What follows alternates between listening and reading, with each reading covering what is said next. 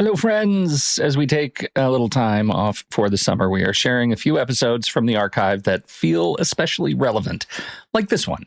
It's a reflection on control, accommodations, and the invisible systems many of us build just to function each day with ADHD. It also explores what happens when these systems bump up against the expectations of others, and how we might make a little space, a little margin to breathe.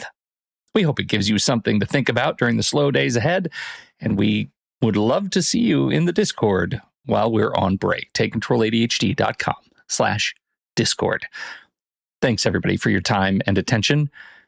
And stay tuned for more great rebroadcasts coming this summer. And now, on with the show.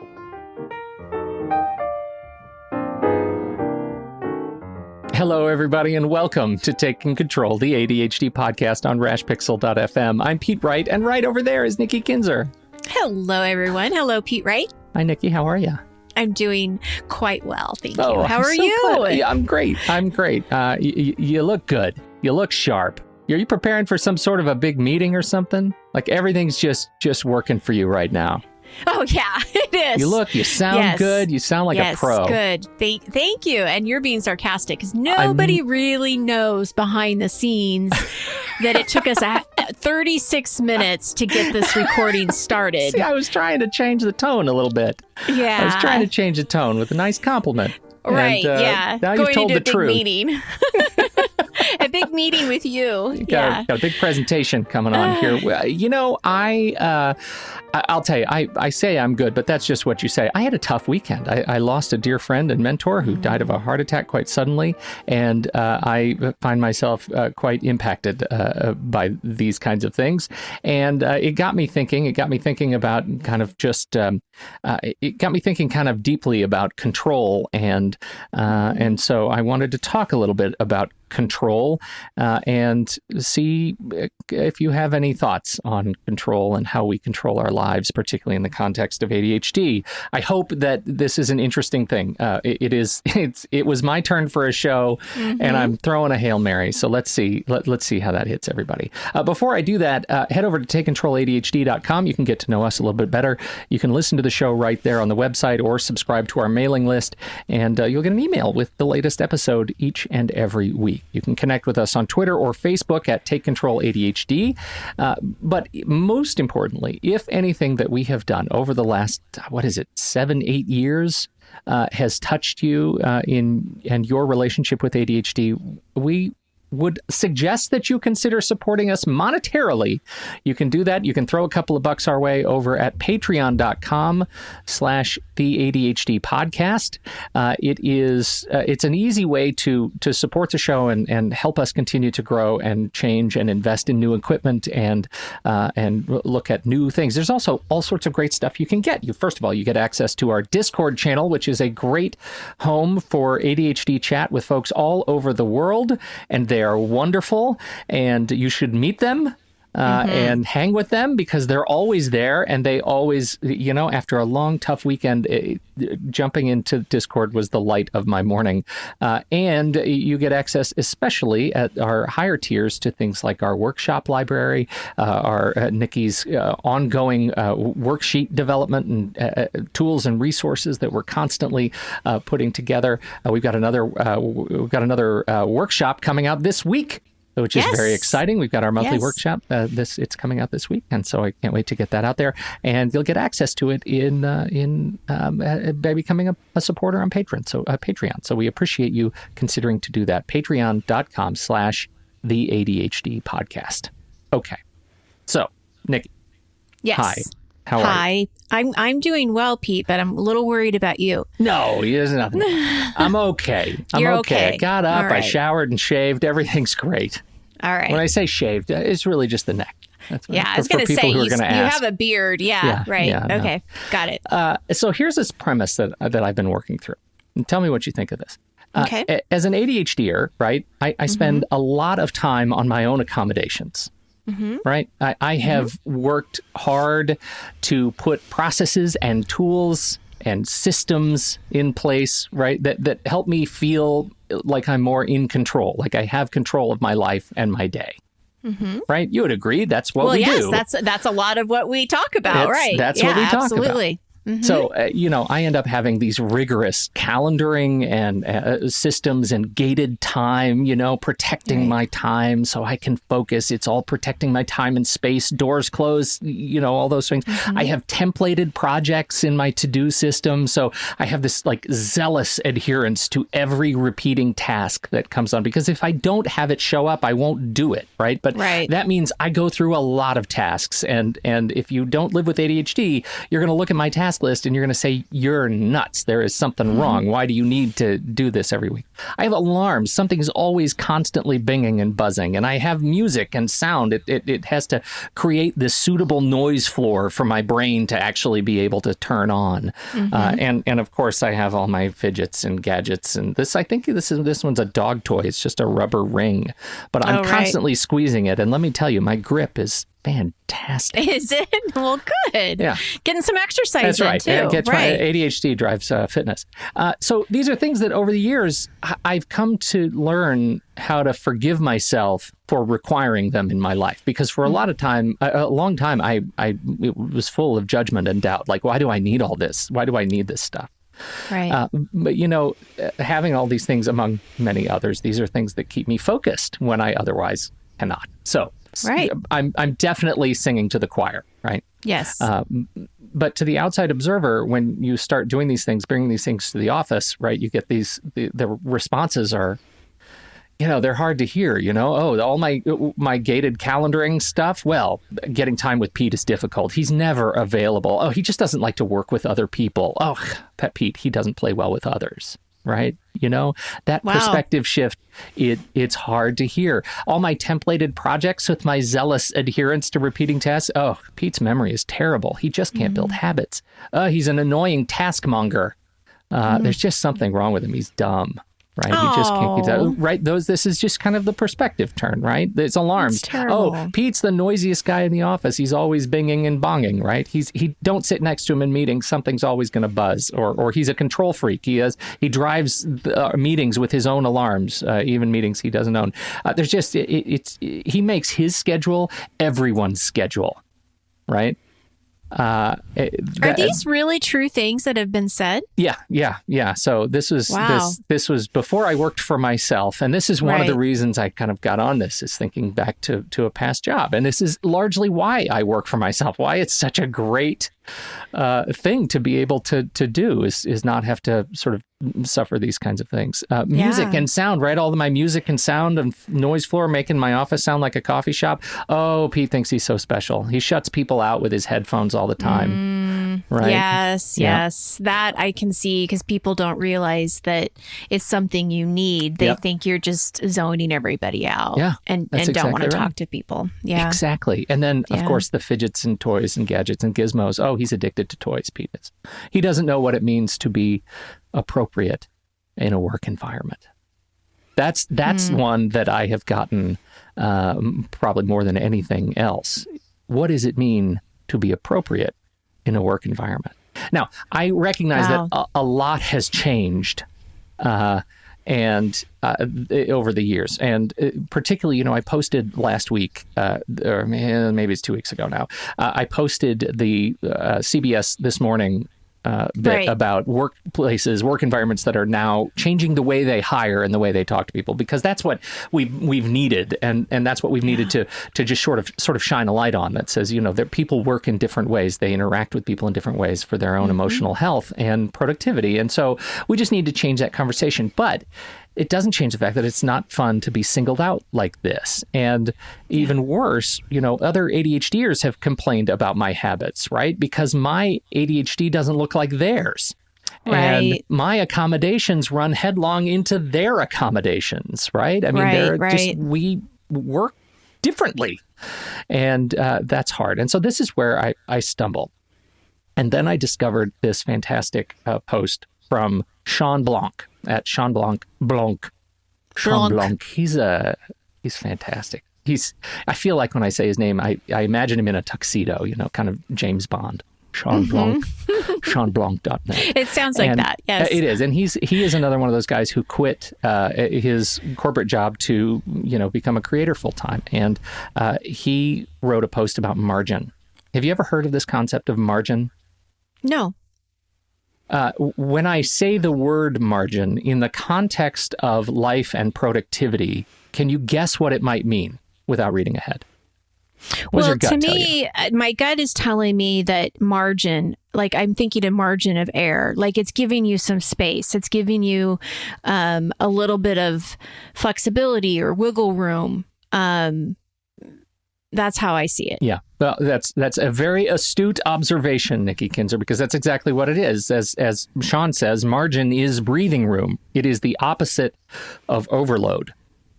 So kind of like when I say buffer time, when I talk about buffer time, it's giving you a margin of time. Yeah, it is. Yeah, it's giving you some breathing room. Mm-hmm. Yes. And in this case, I imagine it like a piece of paper, right? Literally the margin on a piece of paper. All the activity happens in the middle of the paper. Everything on the outside is for doing the things that you couldn't quite fit in the main work area. Like, you scribble in the notes, or when you're a kid and you're writing a sentence and you get to the end of the page and you realize you just didn't plan very well. So you start turning the paper sideways and writing up in circles around the page in the margin. That's margin, right? That's the space outside the space that is important to you. Now, Shawn didn't come up with this concept. A fellow named Richard Swenson came up with the topic from, I believe, his book called Margin. And here is the money quote that I want to share with you, and just let it sink in. So from Mr. Swenson, the conditions of modern day living devour margin. If you are homeless, we send you to a shelter. If you are penniless, we offer you food stamps. If you are breathless, we connect you to oxygen. But if you are marginless, we give you one more thing to do. That hit me right in the center of the chest. I mean, you got to let that sink in, right? If you are marginless, we give you one more thing to do. And I adore the concept. I adore the concept from a perspective of productivity, right? And as somebody who loves, thinking about time, I love how margin relates to the actual work I do. But I also wonder, what does margin mean for ADHD, for all these systems and accommodations that I put into my own life to help my brain interact with the world and engage with the world in the way that I need to engage with it? What does margin mean for that? And so I guess I want to propose that margin exists, ADHD margin exists outside of the accommodations that you put into place to keep your life in order and in control. Margin for ADHD is the gray unknown space, the buffer between what you have or what you know and the outcomes that you can't see and don't expect. Right? Mm-hmm. And at the risk of speaking for, everybody who lives with ADHD, I'm going to do it anyway, probably. We hate the margin, right? We have memories of what it's like to live in the margin, and it wasn't pretty. Mm-hmm. It wasn't fun. It was out of control. It was helpless. It made us feel stupid and judged and limited.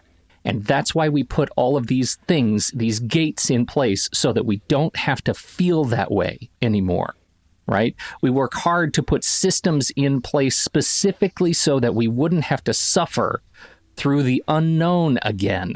So that we take all our systems and we expand them to fill all our space, to account for everything that we can. And when we run into an unknown, then we put a system in place to attempt to account for it, right? It's just how we work. And thus, we have no margin. And that's what I find I run into more than anything else. And then what happens when the rest of the world runs into my margins? What happens when I take my systems to work and people run into the things that I have to do? I have no gray space to account for it. I have no ability to react and respond. What happens when someone at work wants me involved in something that challenges my systems and processes? What happens when I'm asked to intentionally break a system, right, to grant myself access to my own margin? Brainstorming sessions are the worst because I get totally sucked into them, right? I could go for days in a brainstorming session and lose track of everything else. Floating meetings, this is one we had all the time. Yeah, Pete, I need you to jump in on this. We're going to put together this brainstorming session to launch this new project or this new department, but it's kind of tough to nail down a specific time. So what we'd like to do is just have a floating meeting. It's a floating brainstorming session. Are you freaking kidding me? Right. What is that? What is breaks that?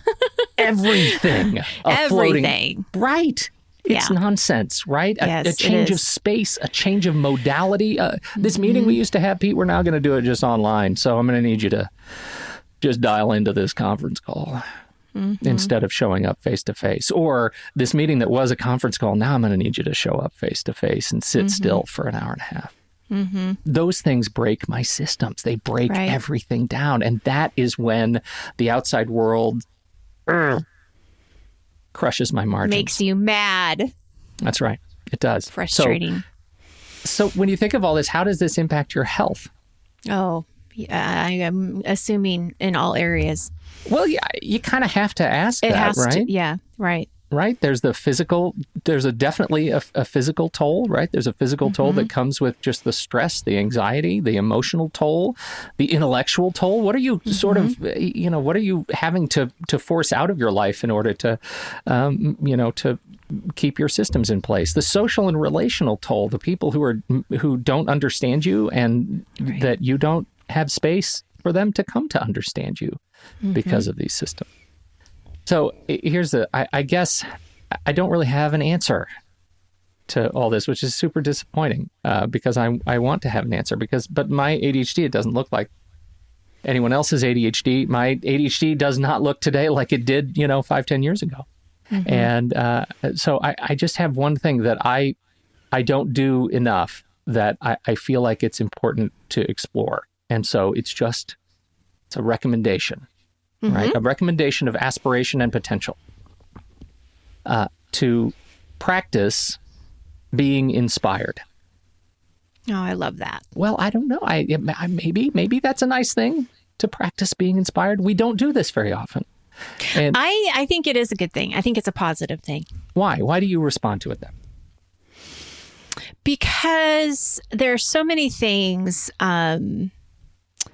especially I think in today's climate that we could be really discouraged about, right? And when you watch the news and I'm not even just talking about our political environment, but I mean just the shootings that are happening and these terrible accidents and all these things that are happening, and then you're feeling. So you've got the outside world around you that is not great. And then you're feeling all of these things that you just explained. So there's not a lot of positivity going on in your life at this moment, right? And it does vary. I mean, I'm sure there's great days, there's happy days, there's sad days. But I think when you practice being inspired, it does help get you out of the sadness and maybe some of the just the sadness, I think, of maybe how you're feeling and how, you're feeling a little bit more like the world's against you than for you. And there's so much good in this world. And there's so many grateful things that we should be grateful of and are grateful of. But when we don't pay attention to those, they don't shine. But when we do pay attention to those, they shine and they can get us through those really hard times. And so that's why I think practicing being inspired is a really positive thing. Well, I really appreciate you talking about it that way because I think so too. And I think that I live in a state of fear of being inspired, that inspiration has to come improvisationally. It needs to I need to trip over it in order for it to happen. And so I propose that it's a muscle that needs to be developed. We talk about that all the time, like developing muscles. And we don't do it because if you're living with ADHD and you struggle with either hyperfocus or lack of focus, any sort of focus challenge, like pulling a string on inspiration can be, tugging on a fuse to dynamite, right? It can be a disaster for our productivity and break a lot of other things. But it also may be a necessity. Yeah. So yes, it could very well break the productivity and the focus, but it's just like taking care of your it's taking care of your mental health. Right. It's like going for a walk. It's like getting your heart rate up. But Exactly. So if you feel like you're in the middle of a breakdown or close to being in the middle of a breakdown, then I think it is a necessity to step back and say, okay, where can I look for some inspiration? Yeah. Where can I look for light? Where can I look for some positive energy? Well, I mean, and look, the reality is all but of us are bouncing around our focus on crazy things from day to day, right? Yes. All day long. It's just what we do. Of course. But what would happen if we trained ourselves that, just once, that we're going to follow this unexpected path, right?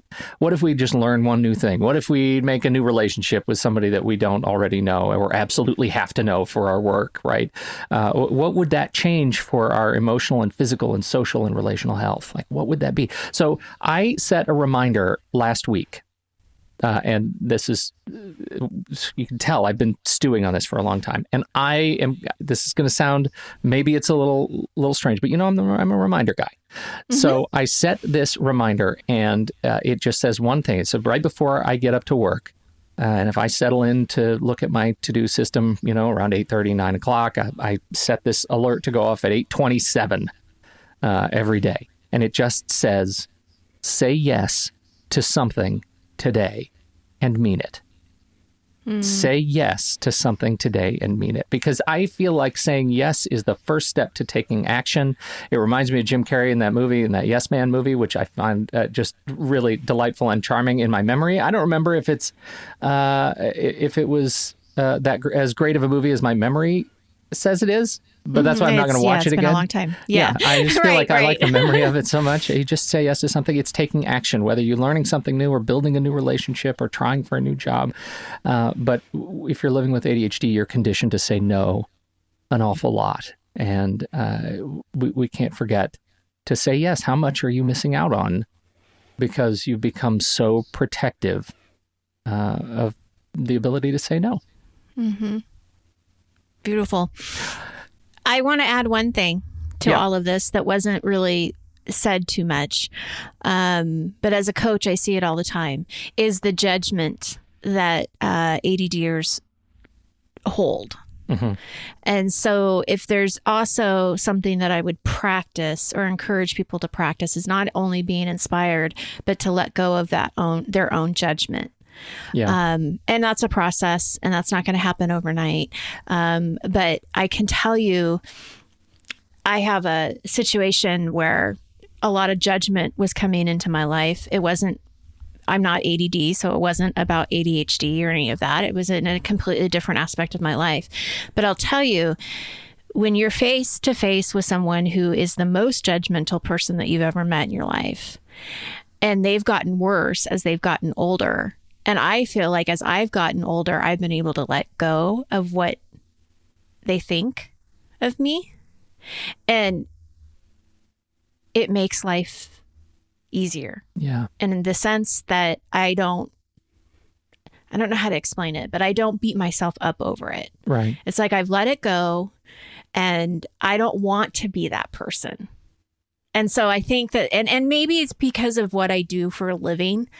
I'm probably one of the most unjudgmental people in the world because of what I do for my work. Right. But it was such a realization to kind of see, I don't want to be that person, and I don't want my clients to judge themselves that harshly. So with these accommodations and with these things, like you were saying before, these comments that are being made, somehow in reflection or in inspiration, meditation, whatever it is, being able to let that go as much as you can, I think will make you freer. It will make you a happier person inside. Yeah. Does that make sense? Yeah. Yeah, it does. But again, it comes back to the margin, right? It comes back to giving yourself, absolutely. Like for me, as you say that, I am imagining that space growing on the side of the paper, I mean, that's what I see is that gray space, that breathing room, the ability to have that. For me, that visualization is really powerful because it reminds me of the level of control that I actually have and the level of control that I have and don't exert, over my systems, both to say yes and to say no. And I realize, I'm we usually don't mention it right now, but I realize as I'm talking, I'm just kind of streaming along with the chat room, and there is the other side of this, which is that if you're in the middle of a storm, right, an ADHD storm, right. It likely comes because you have been saying yes a lot, right, and that is the other side of ADHD. If you don't have like for me, I'm at a different place, and for me, it's all about saying no, and I got so habituated into saying no and hiding that there is a different. It's the opposite side of where a lot of these things come from. And I really remember that feeling of the disastrous feeling of overwhelm that comes from saying yes to everything. But back to that margin, it gets smaller and smaller until it is just razor thin. And I've said yes too much, and I've lost control completely of my life, and I have no ability to respond, and I can't be creative anymore, and I can't get the work done that I've already committed to anymore. And it's really, really hard. And so I was talking to my wife about this last night, and she was talking about it in the context of her company's perspective on work-life balance. And for them, what they always say about work-life balance is that it's each part of your life, each area of your life has to be flexible in relationship to the others. Right? Goes back to what we say. We only have 24 hours in the day, right? And so, right. If your personal life has to be flexible, then you know what else that means, that your work life also has to be flexible, because something's got to give. And so to give ourselves the permission to get out from under the sense of discomfort that comes from saying either yes too much or no too much. Eventually, something's got to give. I love the visual that you've created here. I see a piece of paper with the margins on the side, because when you first asked me about the margin, I was thinking margin of error. I was thinking like space, right? But you put it in a different context, and I really like that, because now I see a piece of paper with the margins, and am I going past that? Right. Am I protecting that? So I like that. Thank you. That was great. Thank you. I not mine. I mean, I'll put the link to Shawn Blanc's post and his Peter conversation Blanc. on margin. But you're right. But it's We're one of going to those change your last name. I'll take it.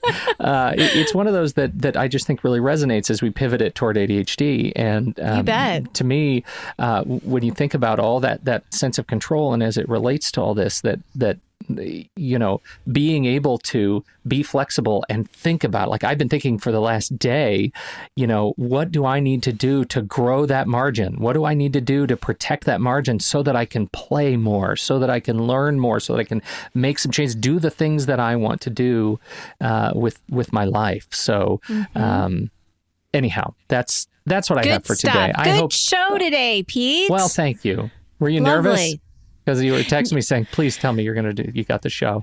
I just wanted to make sure you had the show today, because I didn't have anything planned. So. I got it. I always got your back, Nikki Kinzer. Thank you. It's like every 4 shows is Pete's, right? Yeah. Or something like that. And so, I was like, just please have something. But this was great. This was better than, anything I could have you're very thought. I love the angle and the perspective that you bring, and I'm sure there's a lot of people out there that are listening and get what you're saying, and hopefully we'll have a new visual of that margin for themselves. And I have to still say, as a coach, a little less judgment goes a long way. A little less judgment. Yeah. That's right. Yes. Thank you, everybody, as always, for downloading and listening to the show. We deeply appreciate your time and, of course, your attention. On behalf of Nikki Kinzer, I'm Pete Wright, and we'll catch you next time right here on Taking Control, the ADHD podcast.